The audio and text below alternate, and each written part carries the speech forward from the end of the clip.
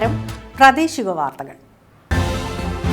ഈ വാർത്തകൾ നിങ്ങൾക്കായി അവതരിപ്പിക്കുന്നത് Marvel agencies Thrissur road Irinjalakuda. ഇരിഞ്ഞാലക്കുടയിലെ സമ്പൂർണ്ണ digital hub moment super shopping ഡാന ഇരിഞ്ഞാലക്കുട.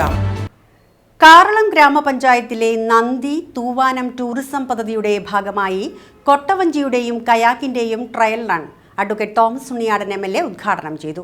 കാറളം ഗ്രാമപഞ്ചായത്ത് പ്രസിഡന്റ് ശിവൻകുട്ടി അധ്യക്ഷത വഹിച്ച ചടങ്ങിൽ ഗ്രാമപഞ്ചായത്ത് വൈസ് പ്രസിഡന്റ് പ്രിയ സുനിൽ, ബ്ലോക്ക് പഞ്ചായത്ത് അംഗം പ്രസീന സജയൻ, ഗ്രാമപഞ്ചായത്ത് അംഗം KB ഷമീർ എന്നിവർ പ്രസംഗിച്ചു.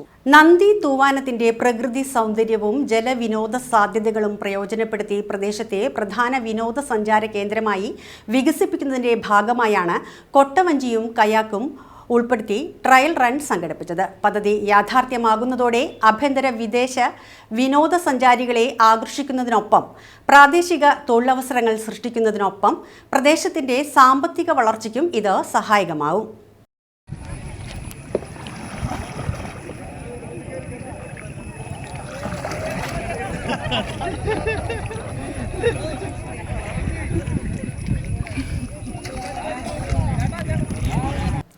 Kerala cooperative employees front Mukundapuram taluk സമ്മേളനം മുനിസിപ്പൽ ടൗൺ ഹാളിൽ മുനിസിപ്പൽ ചെയർമാൻ MP ജാക്സൺ ഉദ്ഘാടനം ചെയ്തു. താലൂക്ക് പ്രസിഡന്റ് സജീഷ് CS അധ്യക്ഷത വഹിച്ച സമ്മേളനത്തിൽ KPCC സെക്രട്ടറി ജോൺ ഡാനിയേൽ മുഖ്യാതിഥിയായിരുന്നു. Mukundapuram assistant registrar Biju D Kuttikkadan, ജില്ലാ Congress committee general secretary Anto Perumpally, മണ്ഡലം Congress committee president CS Abdul Haq, youth Congress മണ്ഡലം president Jomon Manath, professional Congress block president Bastin Francis, employees front ജില്ലാ പ്രസിഡന്റ് സതീഷ് കുമാർ, സംസ്ഥാന സെക്രട്ടറി ED സാബു, ജില്ലാ സെക്രട്ടറി പ്രമോദ്, സഹകരണ ബാങ്ക് പ്രസിഡന്റുമാരായ വിജയൻ ഇളയടത്ത, രാജു TS, ജോമോൻ വലിയ വീട്ടിൽ, എംപ്ലോയീസ് ഫ്രണ്ട് സംസ്ഥാന കമ്മിറ്റി അംഗം രാജേഷ് കോമരത്ത് എന്നിവർ ആശംസകൾ നേർന്നു. Taluk secretary Nigel MB report അവതരിപ്പിച്ചു. എംപ്ലോയീസ് ഫ്രണ്ട് ജില്ലാ കമ്മിറ്റി അംഗം അസറുദ്ദീൻ കളക്കാട് സ്വാഗതവും താലൂക്ക് ട്രഷറർ രജീഷ് നന്ദിയും പറഞ്ഞു.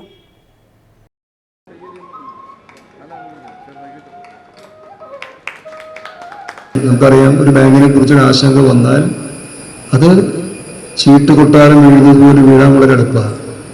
കാരണം അതിൻ്റെ അടിത്തറ പോവാണല്ലോ. ചീട്ടുകൊട്ടാരം വീഴുന്നത് ഞങ്ങളെ മരവിപ്പിച്ചു, ചീട്ടുകൊട്ടാരം വീഴുന്നത് പോലെ വീഴും എന്ന് വന്നപ്പോൾ ആളുകൾ വളരെ ആശങ്കയോടുകൂടി ബാങ്കിനെ സമീപിക്കുന്ന സ്ഥിതി വന്നു. റിസർവ് ബാങ്ക് കുടിശ്ശിക എന്ന് പറയുന്ന ഒരു പുതിയ സംഭവമാണ്. നിങ്ങളാരും കുടിശ്ശിക കാണാത്തവരാണോ? ആർക്കെങ്കിലും കുടിശ്ശികയെക്കുറിച്ച് അറിയാത്തവരാണോ? നമ്മൾ ആരെങ്കിലും മനഃപൂർവ്വം കുടിശ്ശിക ഉണ്ടാക്കുന്നതാണോ? ആർക്കെങ്കിലും വായ്പ കൊടുത്ത് തിരിച്ചു കിട്ടുണ്ടാകുന്ന ആഗ്രഹമുള്ള ഏതെങ്കിലും ജീവനക്കാരനോ ഡയറക്ടർ ബോർഡ് അംഗങ്ങളോ ആ ബാങ്കിൻ്റെ പ്രസിഡന്റുമാരോ ഉണ്ടോ? എല്ലാവർക്കും വായ്പ കൊടുക്കുമ്പോൾ ആ വായ്പ തിരിച്ചു കിട്ടണം. ഒരു ബാങ്കിങ് എന്ന് പറയുന്ന രണ്ട് വശമാണ്. നിക്ഷേപം മാത്രം മതിയോ ബാങ്കിൽ നടക്കാൻ?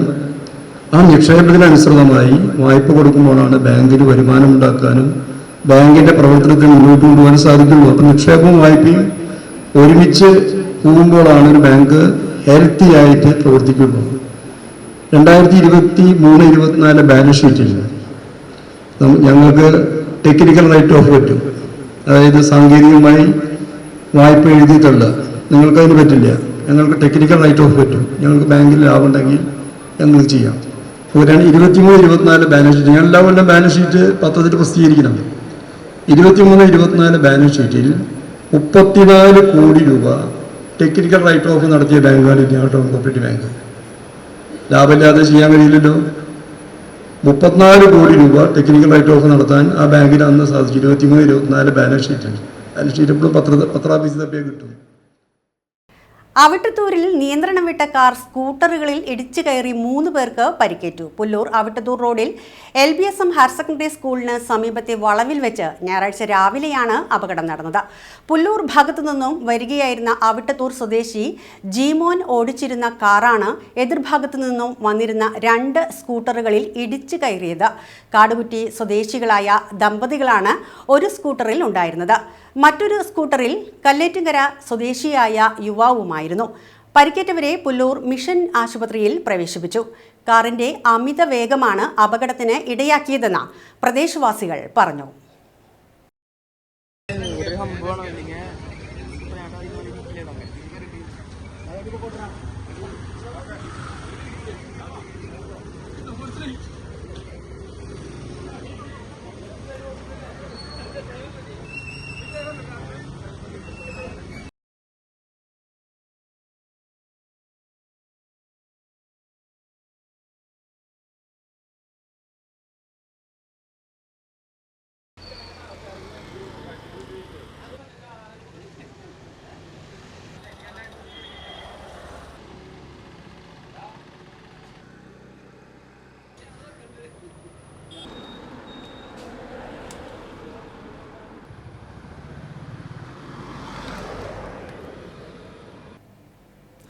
JCI ഇരിങ്ങാലക്കുടയുടെ നേതൃത്വത്തിൽ സംഘടിപ്പിച്ച all Kerala inter collegiate dance മത്സരം campus grooves Irinjalakuda saint Joseph ജേതാക്കൾ. കേരളത്തിലെ പ്രശസ്തരായ കോളേജുകൾ പങ്കെടുത്ത ഡാൻസ് മത്സരം ക്യാമ്പസ് ഗ്രൂവ്സിൽ 35,000 രൂപയുടെ ക്യാഷ് അവാർഡും ട്രോഫിയും അടങ്ങുന്ന ഒന്നാം സ്ഥാനത്തിന് ഇരിങ്ങാലക്കുട സെന്റ് ജോസഫ്സ് കോളേജ് അർഹരായി.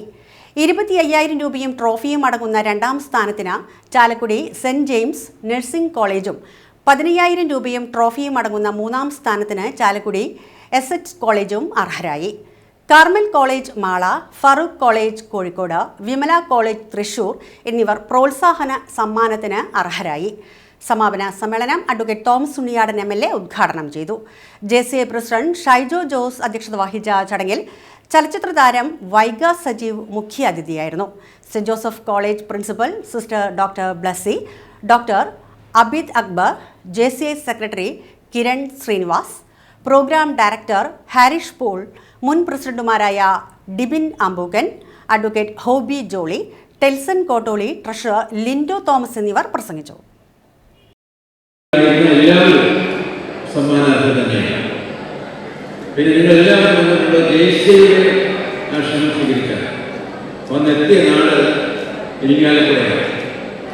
ഇരിങ്ങാലക്കുട എന്ന് പറയുന്ന നാടിന് തന്നെ വലിയ പ്രത്യേകതയാണ്. ഈ നാടിനെ വിളിക്കുന്ന പേര് വരദാനങ്ങളുടെ നാടെന്നാണ്. കൂത്തിൻ്റെയും കൂടിയാട്ടത്തിൻ്റെയും അനുഷ്ഠാന കലകളുടെയും നൃത്തത്തിൻ്റെയും മറ്റൊരു നിരവധിയായ കലകളുടെയും ഒക്കെ ഒരു പ്രധാന ഭൂമിയാണ് ഇരിങ്ങാലക്കുട വരദാനങ്ങളുടെ നാടായ നാട്. കേരളത്തിലെ ഒറ്റ നടുക്കാണ് നമ്മുടെ ഇരിങ്ങാലക്കുട സ്ഥിതി ചെയ്യുന്നത്. ഇരിങ്ങാലക്കുടയിൽ നിന്ന് ഒരു ടേപ്പ് വെച്ച് നേരെ കാസർഗോഡേക്ക് കടന്നാലും ഒരു ടേപ്പ് വെച്ച് തിരുവനന്തപുരത്തേക്ക് കടന്നാലും സെയിം ദൂരമാണ്. നമ്മുടെ മലയാളക്കരയിലെ ഈ സംസ്ഥാനത്തിൻ്റെ ഒത്ത നടുക്ക് സ്ഥിതി ചെയ്യുന്ന പ്രദേശമാണ് ഇരിങ്ങാലക്കുട. അവിടെയാണ് ഈ എത്തിച്ചേർന്നത്. അതുകൊണ്ട് ഇവിടെ വന്നതിൽ നല്ല പെർഫോമൻസ് ഇവിടെ കാഴ്ചവെച്ച് ഇരിങ്ങാലക്കുടയുടെ ജനപ്രതിനിധി MLA നിലയിൽ നിങ്ങളെല്ലാവരെയും ഞാൻ ആ നിലയ്ക്ക് അഭിനന്ദിക്കുകയാണ്.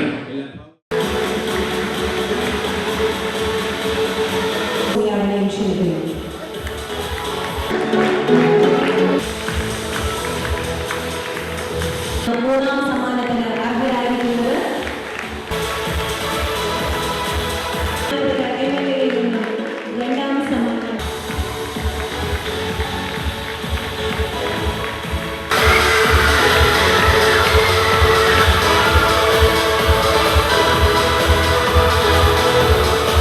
ഇടയുള്ള ക്യാമ്പസ് ഗ്രൂവ്സിന്റെ ചരിത്രത്തിൽ രേഖപ്പെടുത്തപ്പെടുന്ന ആദ്യത്തെ വിജയികൾ.